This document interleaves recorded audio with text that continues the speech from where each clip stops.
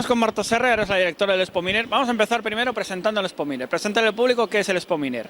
Expo Miner es la cita más importante del sur de Europa porque atrae casi 120 expositores que prácticamente la mitad son del extranjero, entre Marruecos, India, Francia, Alemania, entre otros países, y nos traen piezas únicas de piedras preciosas, semipreciosas, minerales, fósiles, en definitiva gemas de cualquier modalidad y color. Este año hemos organizado más de 70 actividades para atraer y renovar nuestro público, que en definitiva son los aficionados, coleccionistas, profesionales del sector, pero también queremos atraer nuevos públicos con estas nuevas tendencias del handmade, del hacerte tu propia joya, talleres decorativos, temas de Feng Shui, todo esto que además nos ayuda mucho, por ejemplo, como el Museo Egipcio nos introduce a través de la cultura egipcia milenaria, que fue tan fascinante porque con el uso magistral de los minerales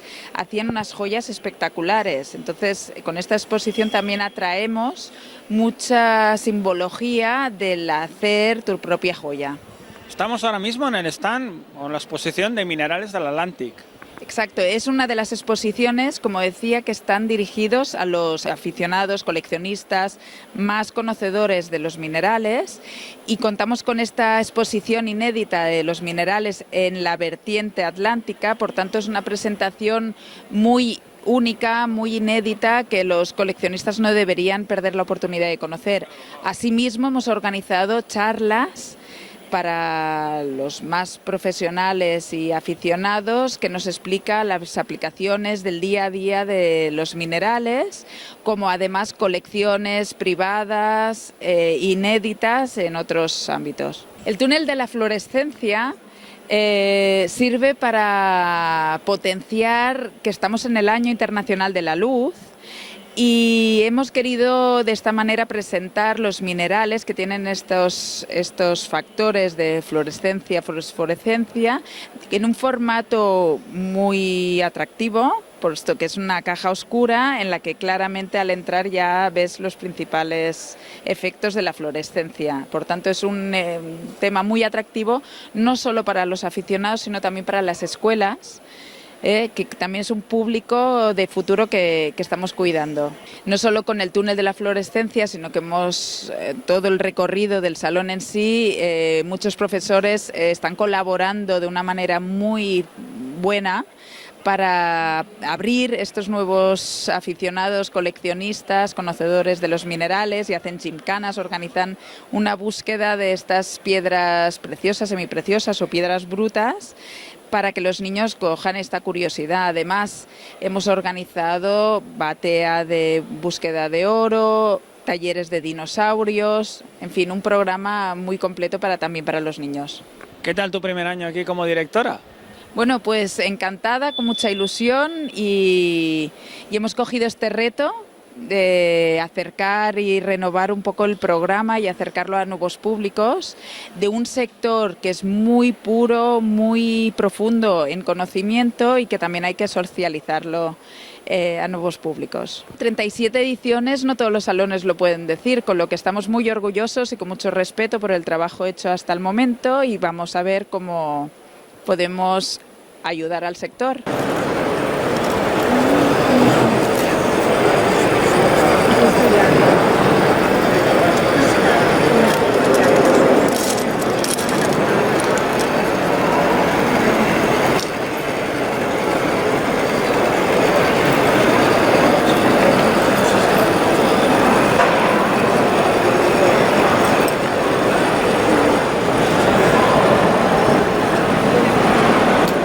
Volia explicar que aquest any l'Expo Miner va de manera similar a d'altres anys. Què vol dir això?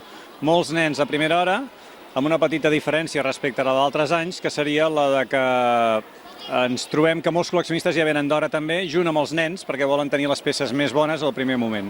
I això vol dir que a les primeres hores això és un manicomi i no hi ha manera de tirar endavant, perquè entre els nens que volen saber moltes coses, que toquen moltes coses, i els col·leccionistes que també volen tocar moltes coses, però per quedar-se-les no donem abast.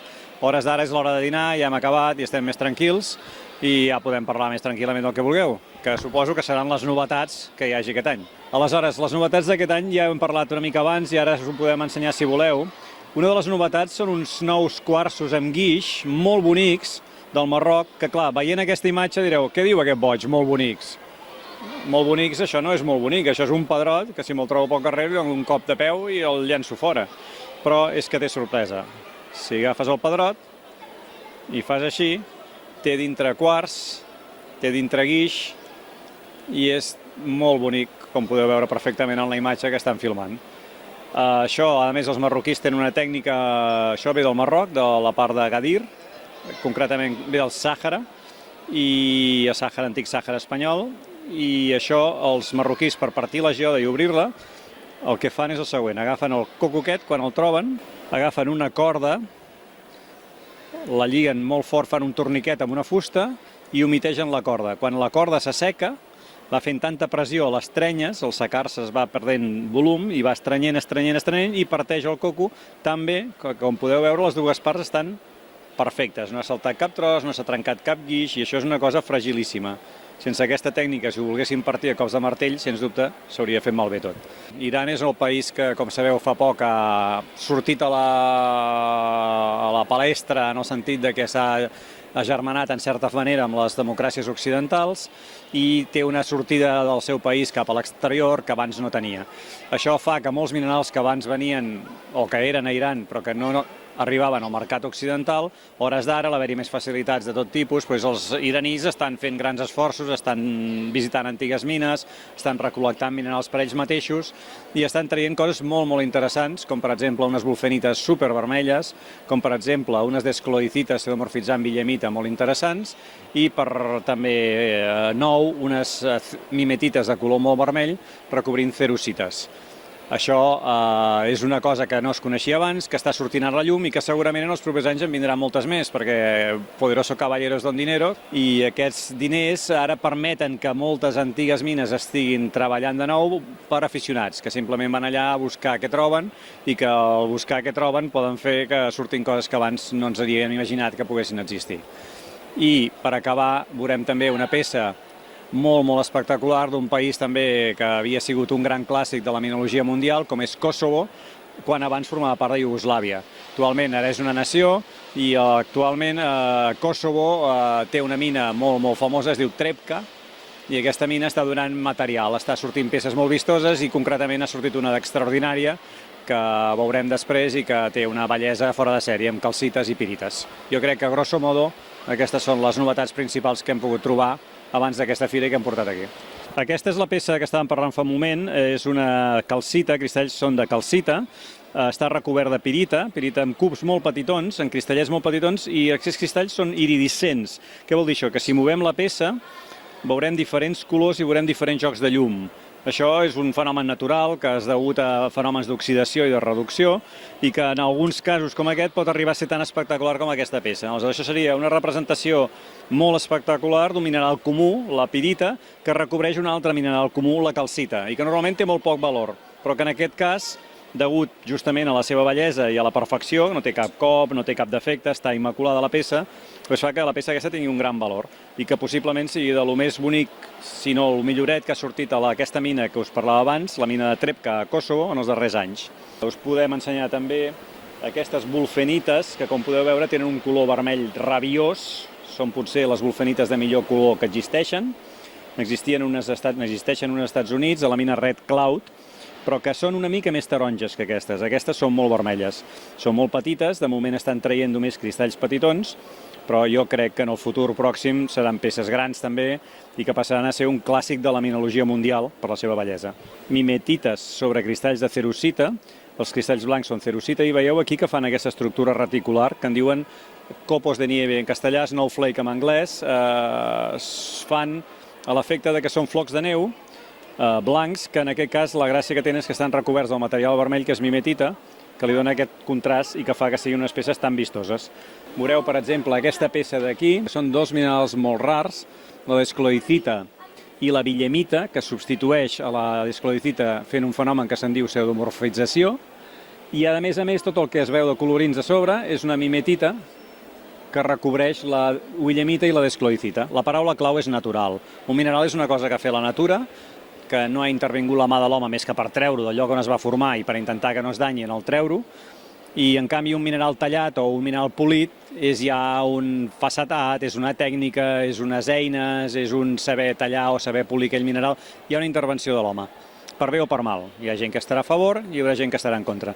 Però jo crec que la paraula que definiria un autèntic amant dels minerals seria que aquests siguin naturals i que no hi hagi pràcticament cap intervenció de l'home o en tot cas la mínima possible.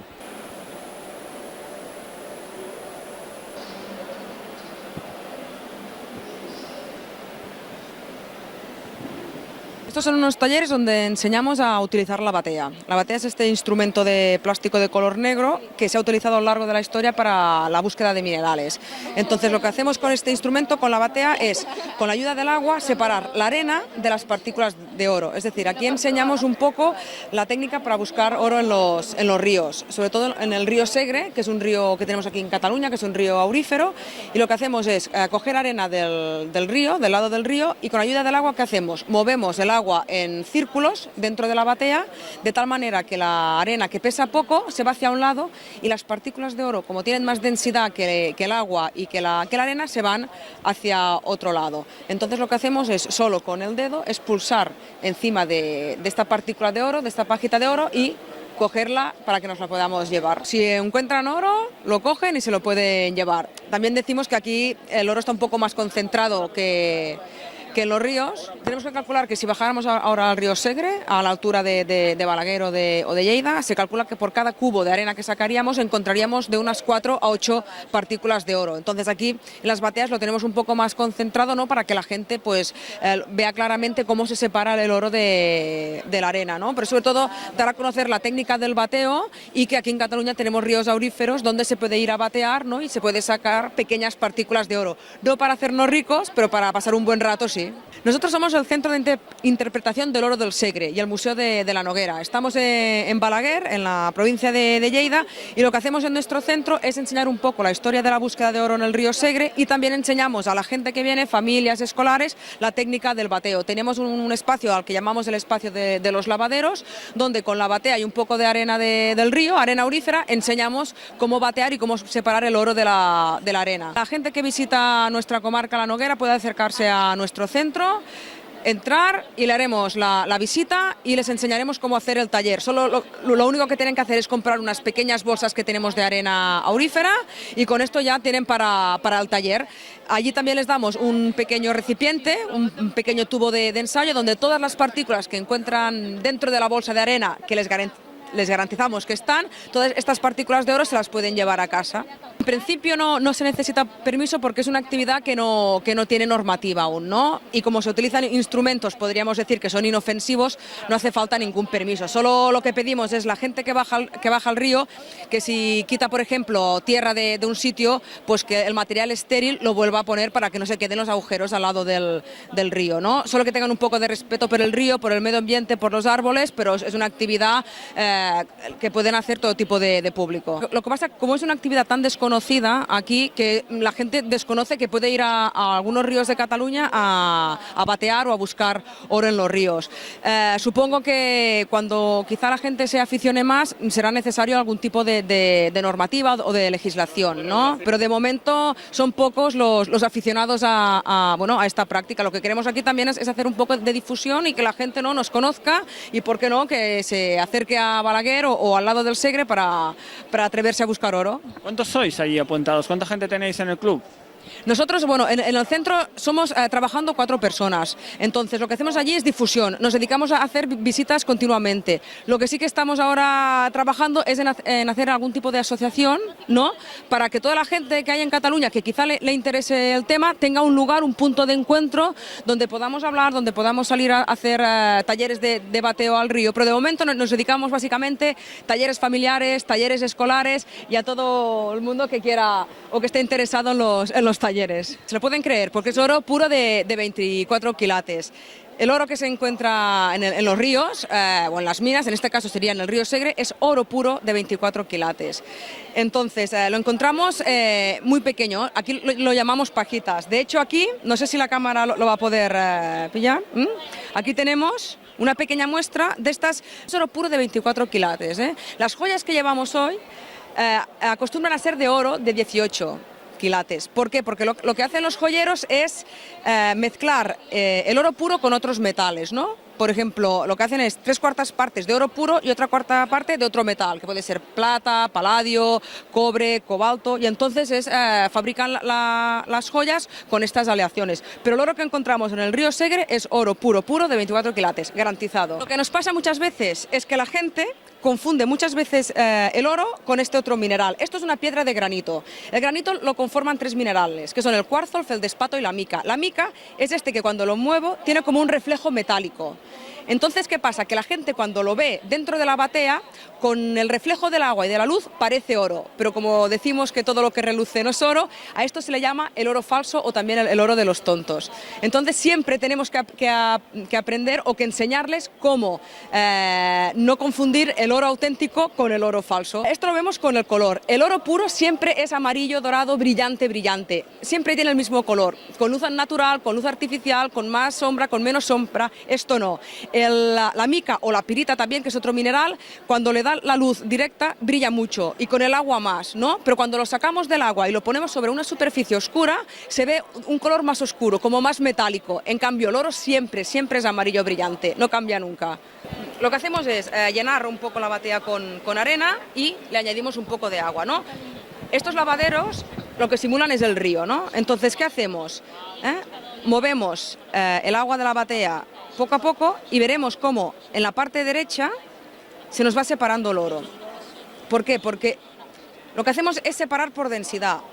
La arena, que es más estéril, se va hacia abajo y lo que se queda en la parte de arriba son las partículas de oro. Y se quedan porque pesan más. Si os fijáis, también se ve como una arenita que es negra. Esto es magnetita, que es hierro. Si ahora pasásemos por encima un imán, toda esta arena negra se quedaría aquí enganchada. Y todos estos puntitos que se ven, estos son las partículas de oro, que como veis son muy pequeñitas, parecen como purpurina. La magnetita se queda arriba porque es hierro y también pesa. Entonces, al tener densidad, los minerales con más densidad siempre tienden a quedarse en la parte de arriba. Y en la parte de abajo se van la grava más pequeña, la arena y el oro falso que hablábamos antes, la mica o la pirita. Tienes que irte a la sombra para poder verlo, porque a veces con la luz directa del sol cuesta un poco, pero si te vas a la sombra lo ves enseguida. Se calcula que, bueno, unos 25 miligramos se podrían encontrar. El tubo que te he enseñado tiene aproximadamente casi 1 gramo, es bastante menos. Ya os digo, un cubo de arena se sacan de 4 a 8 partículas, y necesitas pues una media hora para lavar un cubo de arena, porque claro, le tenemos que sacar los cantos rodados, la grava, quedarnos solo con la arena más fina y luego, claro, batearla. Primero es tamizar, es decir, pasar por un tamiz toda la tierra del río para que solo nos quede la arena más fina y luego batearla.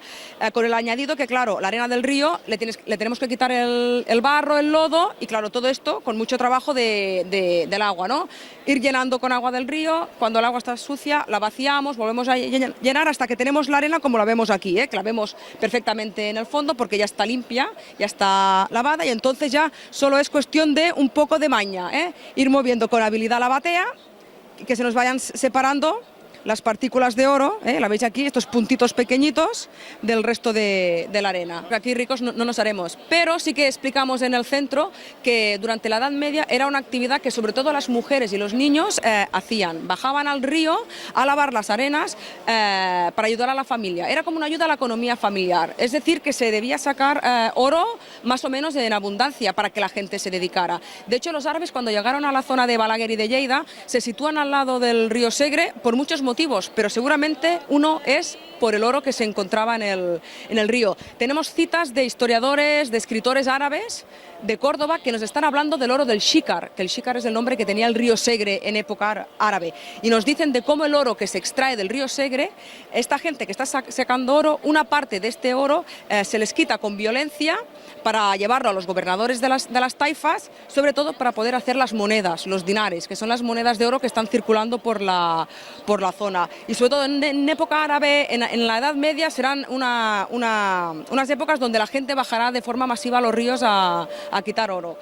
Pero solo los ríos que son auríferos, que aquí en Cataluña son básicamente tres, son el Noguera Ribagorsana, el Noguera Pallaresa y el Segre, que son los tres ríos que vienen de la zona de los Pirineos. Porque la búsqueda de oro se abandonó a principios del siglo XVIII. Cuando los costes para extraer el oro eran más altos que el beneficio que se obtenía, la gente lo abandona. Entonces, claro, la gente no tiene recuerdo de esto. Lo que hacemos en el Centro de Interpretación es un poco explicar esta historia, ¿no?, que está un poco olvidada, para que la gente pues un poco la conozca y se aficione al bateo, que hay en muchos países de Europa que el bateo está considerado casi como un deporte. Pues lo que queremos aquí es que la gente también pues se aficione y, ¿por qué no?, crear un club de bateadores.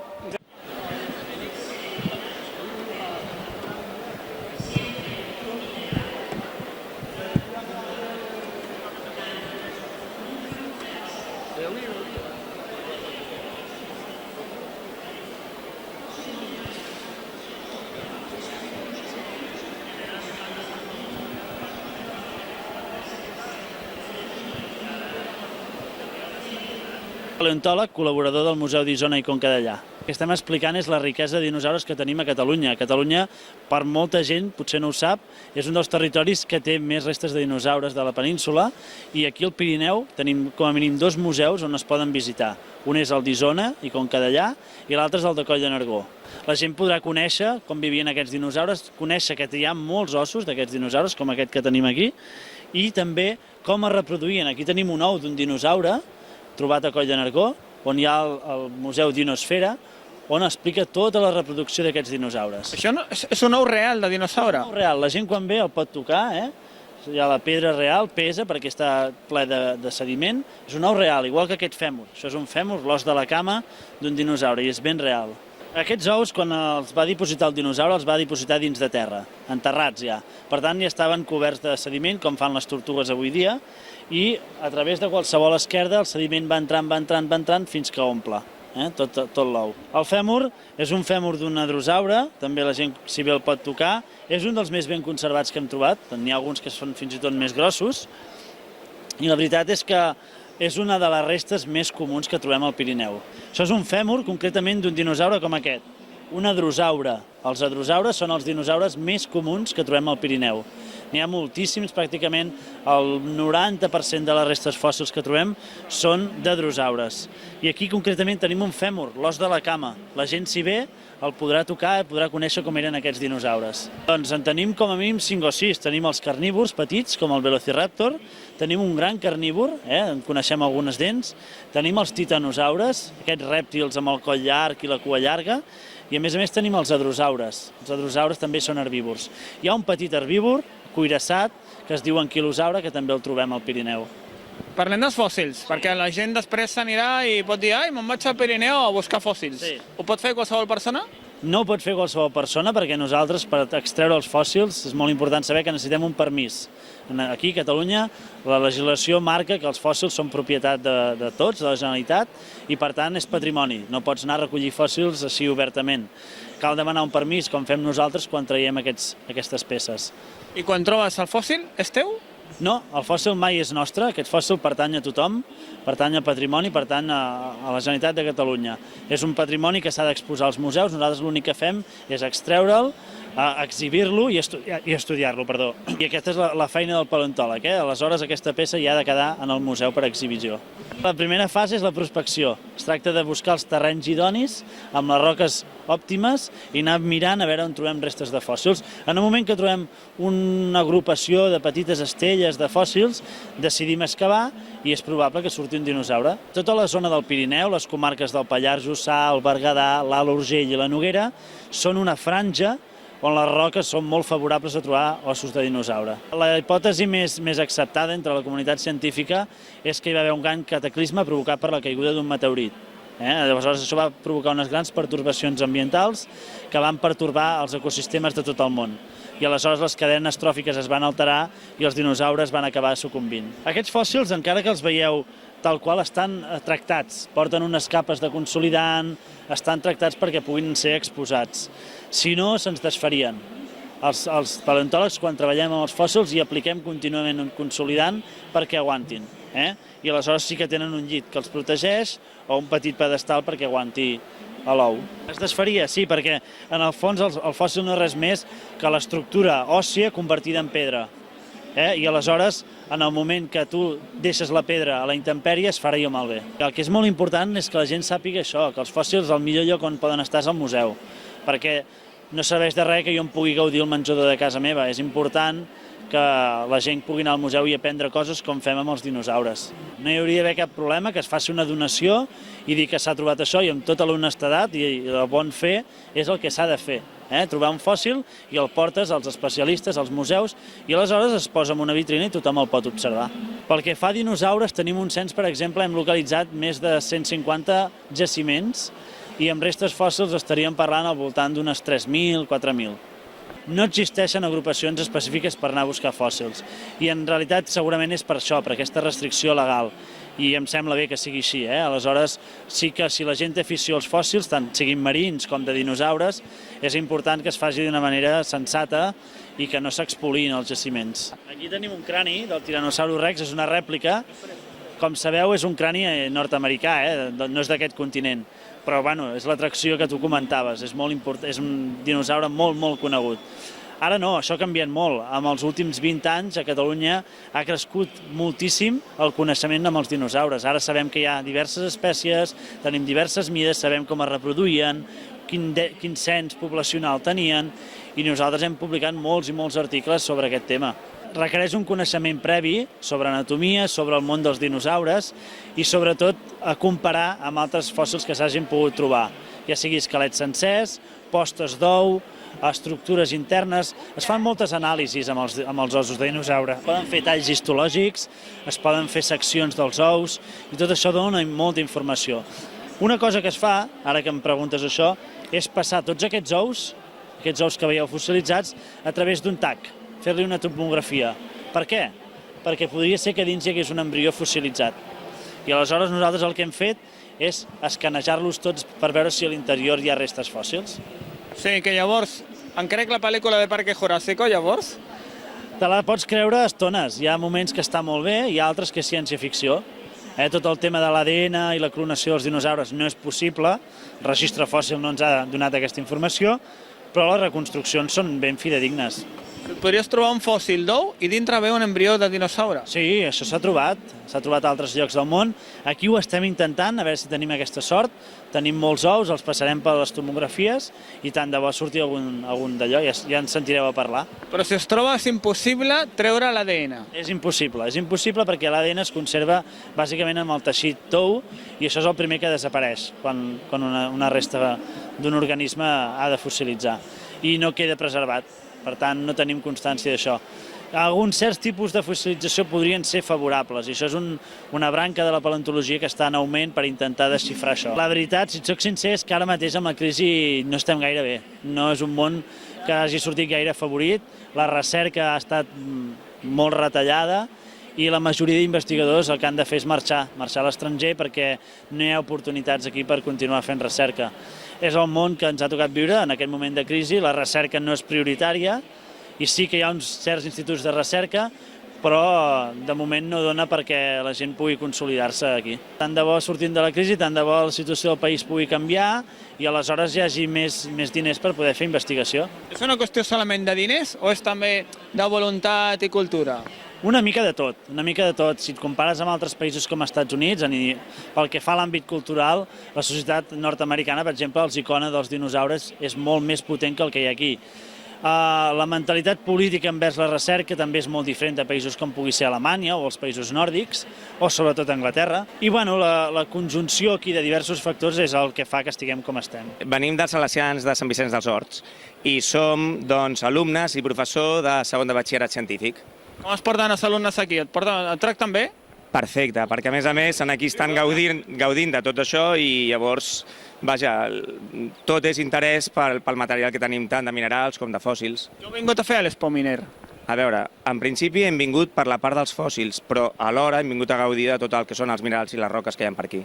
Bé, si vols parlarem dels minerals, però abans parlaríem dels fòssils perquè com a profe de biologia és més interessant. Tenim aquí amonites, trilobites, chilopalos, no sé, ous de dinosaure, tenim, què més, així parlant de memòria, des de dents de mamut, tota mena de restes fòssils, coprolits també, que són els excrements d'animals diversos, tota mena d'animals marins, bé, tot això. Sí. Simplement és anar gaudint, anar passejant per aquí i a mesura que anem veient alguna cosa, doncs ho anem comentant. Ho trobes interessant, didàctic? Més que interessant, molt interessant, interessantíssim.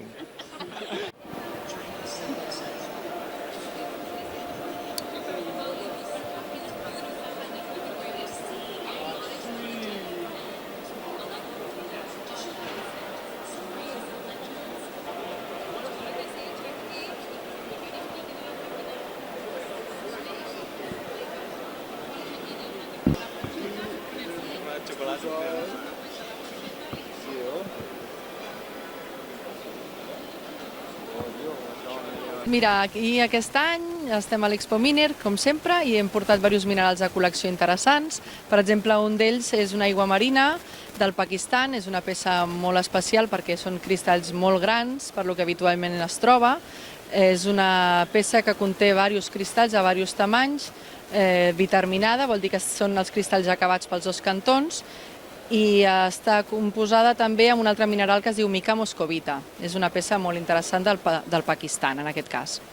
També hem portat, com a peces interessants, un material que es diu fulgurita, que és molt divertit.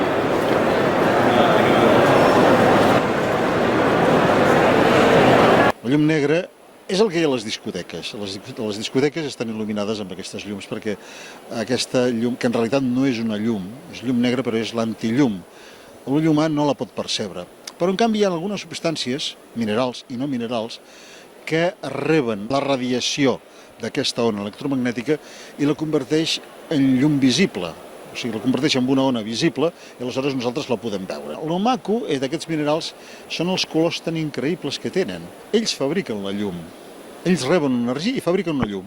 I fabriquen una llum d'un color totalment diferent al seu, perquè molts minerals són, d'aquests que heu vist, són senzillament blancs.